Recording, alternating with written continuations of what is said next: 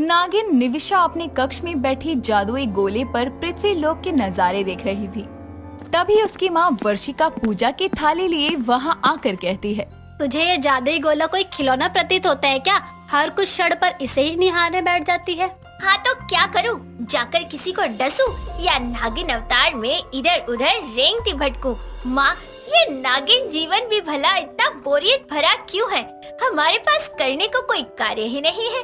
हाँ तो शिव की भक्ति में अपना ध्यान लगा, समय कब बीत जाएगा इसका एहसास ही नहीं होगा। माँ, 100 वर्षों की तपस्या भक्ति करने के बाद इच्छाधारी नागिन बनी हूँ और फिर सुबह शाम भोलेनाथ का स्मरण भी करती हूँ। अभी भी कितनी भक्ति करूँ? तो तू करना क्या चाहती है? मैं आत्मनिर्भर नागिन बनना चाहती हूँ माँ। जो सुबह उठने के लिए अपनी माँ की आवाज पर निर्भर रहती है, उसके मुंह से ये आत्मनिर्भर जैसे शब्द शोभा नहीं देते। नालायक नागिन, चल मंदिर जाने में विलम्ब हो रहा है। माँ, मेरी बात तो सुन लो। जैसे पृथ्वी लोक के लोग व्यापार करके धन अर्जित करते हैं, ठीक उसी प्रकार मैं भी नागलोक में कोई व्यापार करना चाहती हूँ, ठीक उस ब्यूटी पार्लर वाली नागिन की तरह। दोनों की बातें चल ही रही थी कि तभी वहाँ निविशा की सखी नागिन जाहिरी आती है, जिसे देखकर नविशा की माँ उसे कहती है, अब अपनी व्यर्थ की बातें अपनी सखी को सुना, मैं मंदिर की ओर प्रस्थान करती हूँ। अरे माँ, सुनो तो सही। वर्षिका उसकी बात को अनसुना करते हुए वहाँ से निकल जाती है। तभी जाहिरी कहती है, क्या हुआ? चेहरा क्यों मुरझाया हुआ है तेरा? क्योंकि प्रसन्नता जैसा कुछ है ही नहीं जीवन में। अब देखना, सुबह उठो, जहर पियो, फिर उधर उधर रेंगते भटको।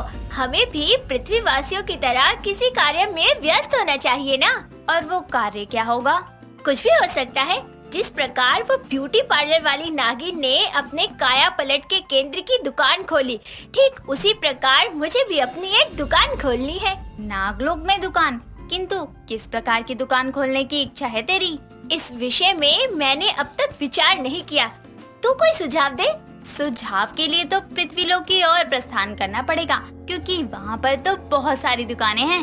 हाँ, ये तो सत्य है। देर किस बात की है, चल चलते हैं। दोनों नागिनें नागलोक से धरती लोक की ओर चल पड़ती हैं। कुछ देर में दोनों अपने इंसानी रूप में धरती पर आती हैं। तो नविशा की नजर एक सब्जी वाले पर जाती है, जो ठेले पर बहुत सारी सब्जियां लेकर बेचने निकला था। तभी जाहिरी उससे कहती है, नविशा देख, अपने नागलोक जैसा काया पलट केंद्र, चल वहाँ चलते हैं। क्यों? अब तू क्या पृथ्वी लोक पर अपना श्रृंगार करवाएगी? तू चल तो सही। दोनों एक बड़े से ब्यूटी पार्लर में जाते हैं, जहाँ एक और किसी का मेकअप हो रहा था, तो दूसरी तरफ बहुत सी लड़कियां मेकअप का सामान भी ले रही थी, जिसके कारण उस पार्लर में बहुत भीड़ थी।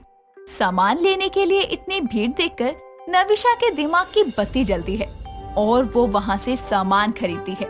सामान लेते हुए उसकी नजर पार्लर के एक कोने में चल रहे टीवी पर जाती है, जिस पर एक पिक्चर में नाना पाटेकर ठेले पर सब्जियों को आवाज लगाकर बेचने का सीन कर रहा था।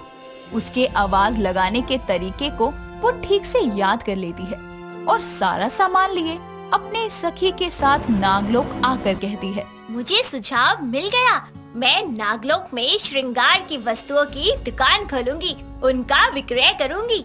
इस कारण से तूने पृथ्वीलोक से इतनी श्रृंगार का सामान लिया? अब देखना, सुबह नागिन नविशा की दुकान का शुभारंभ होगा। इतना कहकर वो मुस्कुराने लगती है। अगले दिन नागिन नविशा नागलोक के मुख्य मार्ग पर अपनी शक्तियों से एक लकड़ी का ठेला प्रकट कर उस पर पृथ्वी लोक से लाया सारा सामान रख देती है और कहती है, हे भोलेनाथ, आपको स्मरण करके मैं अपने श्रृंगार की दुकान लगाने जा रही हूँ। मेरी दुकान की चर्चा पूरे नागलोक में हो जाए, ऐसा आशीर्वाद दीजिए मुझे। चलो अब वस्तुओं की बिक्री के लिए आवाज लगाना शुरू करती हूँ। क्या कहा था उस चलचित्र वाले नायक ने? हाँ, बिंदिया ले लो, पाउडर ले लो, लाली ले लो। इस तरह वो नागलोक में एक जगह श्रृंगार के सामान का ठेला लिए इसी तरह आवाज लगाना चालू करती है। तो कुछ देर में उसके मार्ग से गुजर रहा वीरेश्वर नाग उसकी आवाज सुनकर उसके ठेले की ओर आता है।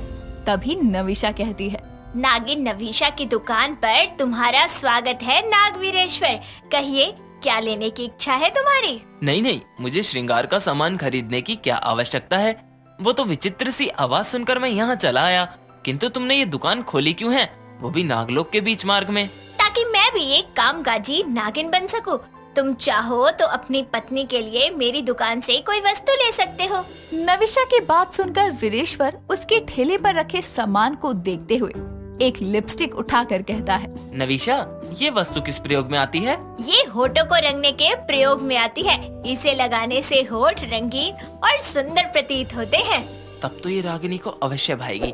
उसके लिए उपहार के रूप में ले चलता हूँ। इसका मूल्य क्या होगा? अधिक नहीं, केवल एक पात्र जहर। तभी वीरेश्वर उसे एक पात्र जहर देता है, जिसे वो अपने पास रखे छोटे से मटके में डाल देती है और वीरेश्वर वो लिपस्टिक लिए वहाँ से चला जाता है। इस तरह उस मार्ग से गुजरने वाले नाग नागिन उसकी आवाज सुनकर दुकान पर आते और जहर के बदले कोई न कोई श्रृंगार का सामान ले जाते। समय बीतता है। इस प्रकार उसकी दुकान की चर्चा पूरे नागलोक में होती है। इस विषय का जब काया पलट केंद्र की नागिन को पता चलता है तो वो भी अपने पार्लर के लिए श्रृंगार का सामान लेने उसकी दुकान पर आती है और उसे एक ठेले पर सामान विक्रय करते देखकर हंसते हुए कहती है, तो ये है तुम्हारी दुकान? नविशा, तुम मूर्ख हो क्या? इस प्रकार लकड़ी के ठेले पर ये कुछ सामान रखकर विक्रय करने को दुकान खोलना नहीं कहते।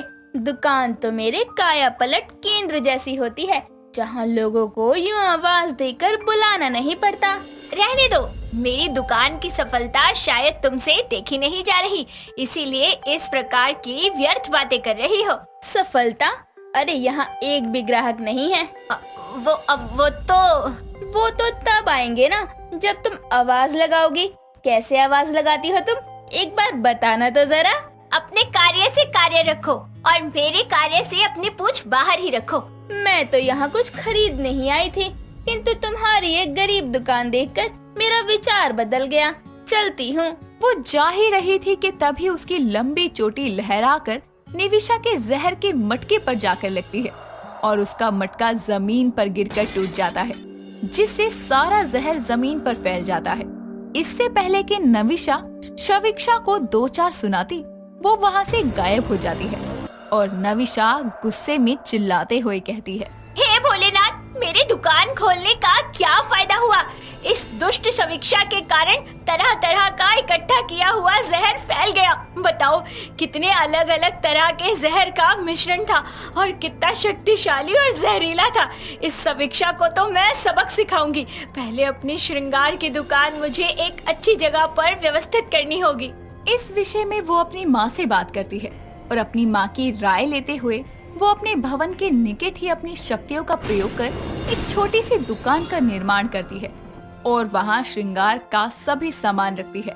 साथ ही वो पुष्पों से बने हार और ताज भी खुद ही बनाकर उन्हें श्रृंगार की वस्तुओं में शामिल कर विक्रय करने लगती है और अपनी दुकान का नाम उसने श्रृंगार केंद्र रखा था। एक रोज जब उसकी सखी जाहिरी उसकी दुकान से चमेली के फूलों से बना ताज ले रही थी, तो वहाँ अचानक नागराज प्रकट होते हैं, जो जाहिरी के हाथों से वो फूलों का ताज लेकर कहते हैं, अत्यंत सुंदर। प्रणाम नागराज। नागिन नविशा, तुम्हारी श्रृंगार की दुकान की चर्चा सुनकर मैं यहाँ आया हूँ। क्या मैं भी यहाँ से कोई वस्तु नागरानी के लिए ले सकता हूँ? अवश्य नागराज। फूलों का ताज और ये रंग बिरंगी चूड़ियाँ, क्या मूल्य है इनका? नागराज, भला आपसे ये किस प्रकार मूल्य ले सकती है ना नविशा? क्यों? ये दुकान मैंने मुफ्त की वस्तुओं के विक्रय के लिए खोली है। नागराज, इन दोनों वस्तुओं के लिए आपको अपना 2 पात्र मूल्यवान जहर देना होगा। 2 पात्र? ठीक है। कुछ देर में नागराज वहाँ से चले जाते हैं, तो उसके दिए जहर को देखकर नविशा कहती है, अब तो मुझे इस नागलोक के सबसे जहरीले नागराज का जहर प्राप्त हो गया है। अब लग रहा है कि इस दुकान के कारण मुझे कितना लाभ हो रहा है। भोलेनाथ करे मेरी ये दुकान यूं ही तरक्की करती रहे। जय भोलेनाथ की।